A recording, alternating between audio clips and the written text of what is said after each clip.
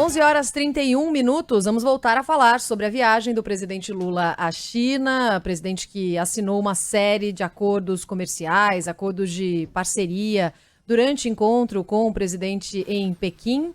Vamos colocar aqui na roda para conversar com a gente o professor Roberto Dumas, mestre em economia pela Universidade de Birmingham, na Inglaterra, especialista em relações internacionais, mais uma vez faz a gentileza de nos atender. Oi, professor, saudades, bem-vindo, bom dia. Agora há pouco eu brinquei que você é fã de Ivan Lins. Você viu que tocou aí Ivan Lins? O Ivan estava contando na entrada ali dessa cerimônia, não sei se você é mesmo. Pode contar se é ou não. É, sim. Já é bem da minha idade também. Tava com saudade de você, Roberta, desde a época da Band. Sempre É. te acompanho. Você me entrevistou durante muito tempo. Não vou deixar também de elogiar o Ivan. Ivan, não se sinta enciumado. Jamais. Mas é apenas um elogio a Roberta Russo, que a gente já está mais do que 4 anos É ela me verdade, professor. entrevistando aqui. Sempre um prazer. Muito Elogio obrigada. merecido. Professor, como é que você vê a importância desses acordos e quais são os principais que você destaca, mais importantes aqui para nós brasileiros? Veja, vamos começar do começo. A China tem, ou melhor, o Brasil é o maior parceiro comercial da China. Você tem 27% das nossas transações comerciais é com a China. 73% da nossa carne bovina exportada vai para a China. 69% da nossa soja exportada vai para a China. 63% do nosso minério de ferro vai para a China. Então é importante que nós tratemos o nosso principal parceiro comercial de uma forma elegante.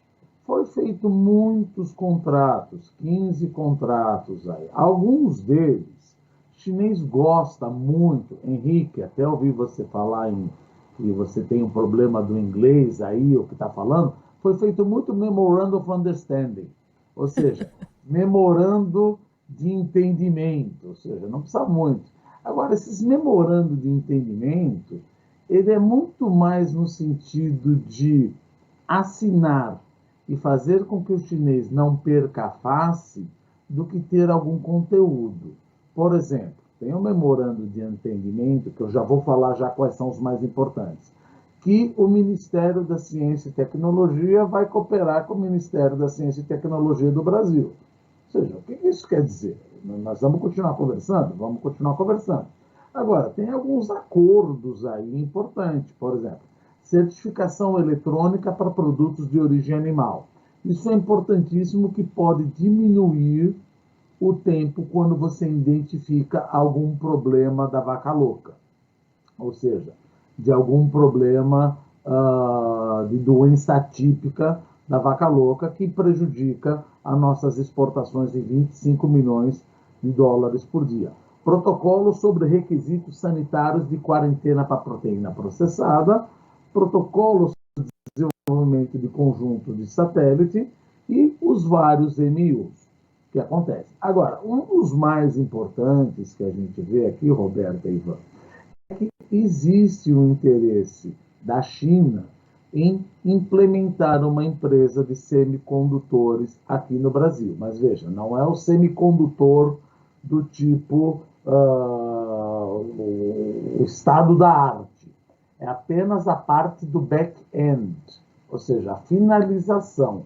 O que é a finalização? É só para o teste e o afinamento do semicondutor. Isso ajuda na produtividade do Brasil. Tem outro acordo do setor privado, que é a empresa BYD, que em inglês é Build Your Dreams, que faz carros elétricos, de entrar onde a Ford deixou o espaço perto de Salvador.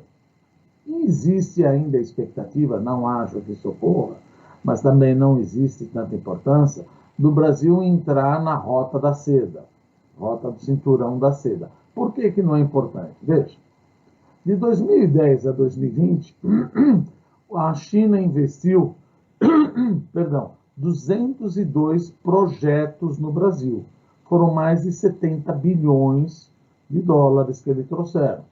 O fato de você entrar no cinturão da rota ou da seda, não acho que vai triplicar esses investimentos. Detalhe, é importante que venha investimentos. Isso a gente precisa derrubar algumas falácias do tipo, você está vendendo o Brasil para a China. Não. Alguns investimentos, que é importante, são em infraestrutura, que é concessão. O que eu quero dizer concessão? Concessão hidrelétrica, concessão para fazer termoelétrica, concessão para fazer ferrovia, concessão para fazer rodovia. E muita gente sai correndo falando, nós estamos vendendo o Brasil, estamos perdendo, eventualmente, a nossa predominância. Veja, se acontecer algum problema com a concessão, ou se o espanhol, o norte-americano, o asiático, o chinês, o que quer que seja, não cumprir com a concessão, ele perde a concessão. Não existe aquela coisa de falar, olha, isso é estratégico, porque ele vai ser regulado por uma agência reguladora. Se ele perder a concessão, é importante deixar claro, ele não vai pegar as turbinas e a água da hidrelétrica e vai levar para Xangai e Beijing. Muito menos uma hidrovia, nem uma rodovia. Ele vai trazer o dinheiro, investir que o governo e talvez o setor privado não queira investir e fazer essa concessão. Assim como várias concessões já foram perdidas por americanos, espanhóis, italianos e passadas para outros. Então, tem um interesse enorme aí. Agora, tem um ponto importante. Da mesma maneira que eu trato bem os chineses, que é o meu principal parceiro econômico, comercial, eu preciso tratar também muito bem os Estados Unidos, que é o meu principal investidor no Brasil. Sim. Então, Aliás, é importante... professor, desculpa te interromper, só que a gente queria entrar exatamente nesse ponto aqui, inclusive com uma fala importante do ministro da Fazenda, que o Sandro Badaró vai trazer para a gente. Oi, Sandro. Oi, Roberta. Muito bom dia a todos. O ministro da Fazenda, há pouco, em Pequim, falou sobre o saldo das reuniões, citou o que o professor falou, que quer ampliar investimentos chineses na infraestrutura brasileira, em concessões, mas também em projetos sem a intervenção do poder público, ou seja, empresa com empresa. E falou sobre negociações internacionais. Disse que o presidente Lula, como já declarou publicamente, pediu a retomada do diálogo para intercâmbio comercial, para negociações comerciais com moeda local, então moeda brasileira com moeda chinesa, para evitar, não precisa ser só o dólar, e falou, professor, justamente sobre esse ponto. Ele disse, o Brasil não está deixando de lado os Estados Unidos para focar na China, não está esquecendo da União Europeia. O Brasil, segundo ele, não quer ser um país isolado, mas nessa fala específica que a gente vai ouvir agora, tem uma pontadinha ali nos Estados Unidos. Queremos investimentos dos Estados Unidos no Brasil, mas na verdade nós estamos vivendo quase que um momento de desinvestimento. Algumas empresas americanas deixaram no governo passado o Brasil, tomaram a decisão de deixar o Brasil. E nós queremos restabelecer as melhores relações e desejamos a parceria com esses três grandes blocos comerciais, que é Estados Unidos, União Europeia e China.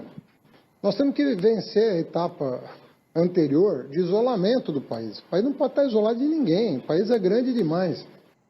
Ele deixa claro isso, né, professor? Estamos em busca dos chineses, mas também tem um recado ali para os Estados Unidos? Veja, ele tem que ter uma visão pragmática.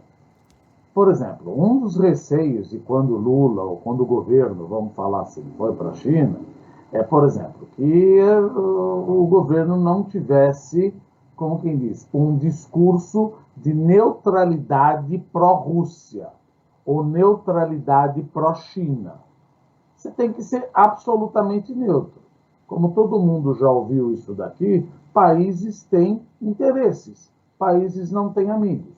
Eu estou aberto a fazer negócios com a União Europeia, estou aberto a fazer negócios com os Estados Unidos, estou aberto a fazer negócios com os chineses.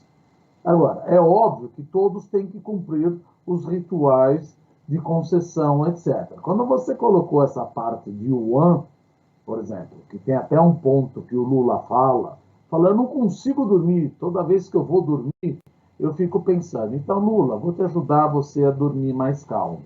O problema é o seguinte: o dólar é uma moeda referência no mundo. O yuan não é uma moeda referência. O mercado financeiro chinês não é tão desenvolvido quanto o mercado financeiro norte-americano. A conta capital do balanço de pagamentos, a possibilidade de entrada e saída de dinheiro da China, não é tão aberta como é nos Estados Unidos. E a liquidez dos títulos corporativos e títulos governamentais chineses não são tão líquidos quanto os títulos governamentais dos Estados Unidos. Por isso que o mercado financeiro continua usando o dólar. É interessante usar o yuan, por enquanto, provavelmente, vamos pensar, eu exporto uma coisa, eu recebi em yuan, ótimo. O que eu vou fazer com essa moeda? Vou investir na China. Não, eu não posso. Eu tenho restrições à entrada e saída de capital. Ao passo que, se eu receber em dólar, eu não tenho restrição a entrar nos Estados Unidos. É um começo. Estamos em desenvolvimento. Mas achar que após essa discussão, o dólar não vai ser a moeda predominante na relação China e Estados Unidos, já é um pouco de devaneio de querer jogar os Estados Unidos para escanteio. Não vai acontecer isso. É um começo, mas a China tem um longo caminho no aspecto de mercado financeiro e abrir a conta capital para poder substituir o dólar. Então, o presidente pode dormir já com essa explicação e dormir mais tranquilo. É um começo, quem sabe, de um novo tempo, né? Para fazer essa analogia aí com a música do Ivan Lins que os chineses tocaram para o presidente Lula chegando lá na China. Mas, de qualquer forma, a gente consegue notar uma congruência no discurso do governo, naquilo que está sendo feito lá na agenda internacional do presidente Lula. Infelizmente, nosso tempo é muito curtinho aqui, mas eu agradeço muito, professor mestre em economia pela Universidade de Birmingham, na Inglaterra, Roberto Dumas, falando com a gente um pouquinho sobre essa relação tão importante Brasil-China. Vamos ver se será um novo tempo mesmo, né? Obrigado, viu, professor? Obrigado, Ivan. Prazer falar com você. E um enorme prazer também falar novamente com a Roberta. Eba. Muito obrigada, professor. Ótimo trabalho para você por aí. Bom fim de semana. Beijo. Tchau, tchau.